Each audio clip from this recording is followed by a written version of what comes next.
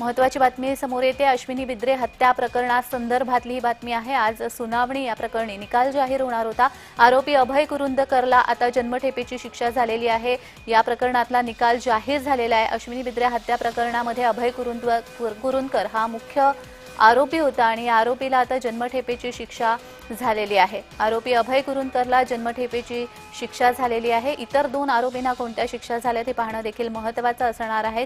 यामध्ये 3 आरोपी होते। यांच्या संदर्भात आज शिक्षेची सुनावणी होणार होती। अश्विनी बिद्रे हत्या प्रकरणामध्ये आता निकाल जाहीर झालेला आहे आणि आरोपी अभय कुरुंदकर याला जन्मठेपेची शिक्षा सुनावण्यात आलेली आहे। जवळपास 9 वर्ष हा खटला चालू होता आणि आता अखेर आरोपी अभय कुरुंदकरला जन्मठेपेची शिक्षा सुनावण्यात आलेली आहे। मुख्य आरोपी अभय कुरुंदकर याला जन्मठेपेची शिक्षा सुनावण्यात आलेली आहे।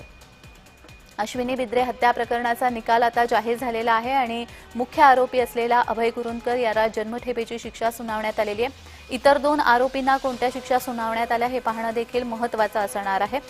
आपण हे प्रकरण नेमकं काय पाहतोय। अश्विनी बिद्रे पोलीस दलामध्ये 2005 साली रुजू झाल्या होत्या। सांगलीमध्ये पोस्टिंग असताना तिची अभय कुरुंदकरशी ओळख झाली।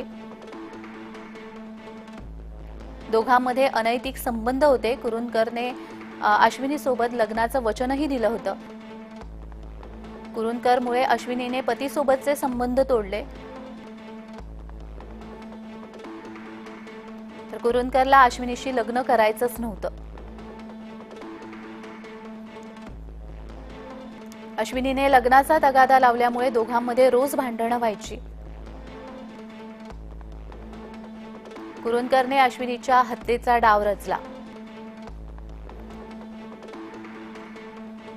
महेश फळणीकरला सोबत घेऊन अश्विनीला संपवलं। तर अश्विनीचे तुकडे करून वसई भाईंदरच्या खाडीत फेकले। 4 ऑक्टोबर 2016 रोजी या संदर्भातली याचिका दाखल करण्यात आली।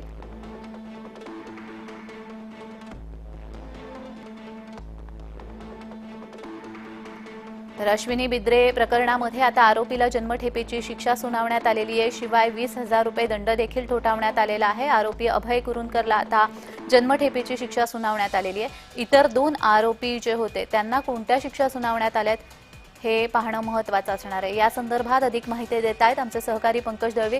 पंकजजी, माझा आवाज येतोय? अतिशय महत्वाची बातमी हिला म्हणावी लागेल। आरोपी अभय कुरुंदकर यांना जन्मठेपेची शिक्षा जी आहे ती सुनावण्यात आलेली आहे। अश्विनी बिद्रे हत्याकांड हे महाराष्ट्रातलं त्याची सगळ्यात जास्त चर्चा झाली होती आणि पोलीस खात्यामधील अनेक गोष्टी ज्या आहेत ती त्या समोर आल्या होत्या। 2005 साली अश्विनी बिद्रे या पोलीस खात्यात सहभागी झाल्या होत्या, सामील झाल्या होत्या आणि त्याच्यानंतर अनेक गोष्टी घडल्या आणि त्यानंतर त्यांची हत्या अश्विनी बिद्रे यांची हत्या करण्यात आली। वसई भाईंदरच्या खाडीमध्ये तुकडे करून अश्विनी बिद्रे यांचा मृतदेह जो तो टाकण्यात आला होता। त्यामुळे अतिशय निगरूळ आणि अतिशय ज्याला आपण म्हणू शकतो की माणुसकीला काळीमा फासणारी ही घटना घडली होती आणि त्याच्यानंतर ते प्रकरण कोर्टात आलं। वेगवेगळे धागेदोरे त्याच्या हाती लागले।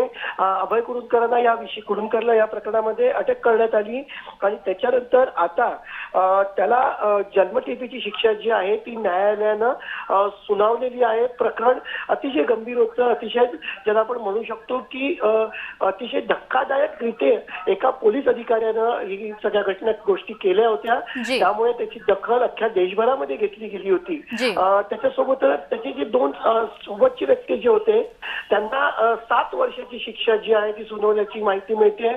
पनवेल सत्र न्यायालयानं हा निकाल दिलेला आहे। पंकजजी, मात्र पनवेल सत्र न्यायालयाने हा निकाल दिलाय। या निकालाला आव्हान देण्याचा अधिकार या 3ही आरोपींना आहे का? निश्चितच यावरती पुढे आरोपींतर्फे काय वरच्या कोर्टामध्ये अपील करण्याचा अधिकार आहे। मात्र त्या बाबतीमध्ये कशा पद्धतीने अपील करतात जातात ती त्यांची जी भूमिका आहे ती अजून स्पष्ट झालेली नाहीये।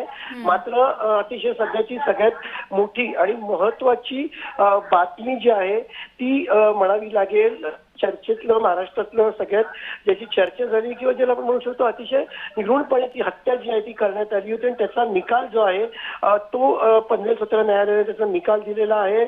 अश्विनी बिंद्रे प्रकरण त्याच्यामुळे पोलीस खात्यामधील जे प्रकार असतो, पोलीस खात्यामध्ये जे काही घटना घडतात, पोलीस खात्यामधल्या अनेक गोष्टी ज्या आहेत त्या समोर आल्या होत्या आणि त्यांनी राज्याच्या सुरक्षेचा प्रश्न सुद्धा पुन्हा ऐरणीवरती आला होता की पोलीस ज्यांच्यावरती लोकांच्या सुरक्षेची, लोकांच्या सुरक्षिततेची जबाबदारी असते त्याच विभागात अशा पद्धतीची घटना घडते आणि ती घटना अतिशय निगूढ पद्धतीने ती हत्या होते, माणुसकीला काळीमा फासला जाईल अशी ती हत्या असते आणि त्यामुळे या प्रकरणाची दखल अख्ख्या देशभरामध्ये घेतली गेली होती आणि त्याचा निकाल जो आहे तो आता लागलेला आहे. आपण पुन्हा एकदा सांगूया की अभय कुरुंदकरला जन्मठेपेची शिक्षा जी आहे ती सुनावण्यात आलेली आहे. खरं तर तेव्हा जी घटना घडली ती प्रकरण जे आहे ते तसं गुंतागुंतीचं प्रकरण होतं.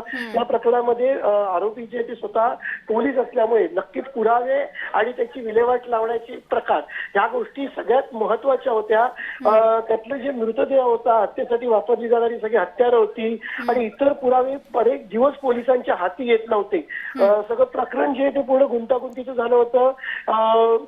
त्यामुळे पोलिसांच्या पुढे खूप अडचणी होत्या. याचा तपास कसा करायचा आणि हा तपास केला तर हाती काय लागेल हा सुद्धा मोठा प्रश्न होता. कारण त्या प्रकरणात गुंतलेली लोक ही पोलीस खात्याशी संबंधित होते आणि त्यामुळे या प्रकरणाच्या मुळापर्यंत पोहोचणं आणि ते सर्व पुरावे गोळा करणं हे त्यावेळी तपास यंत्रणेपुढचं. अगदीच धन्यवाद पंकज, तुम्ही दिलेल्या या सविस्तर माहितीसाठी.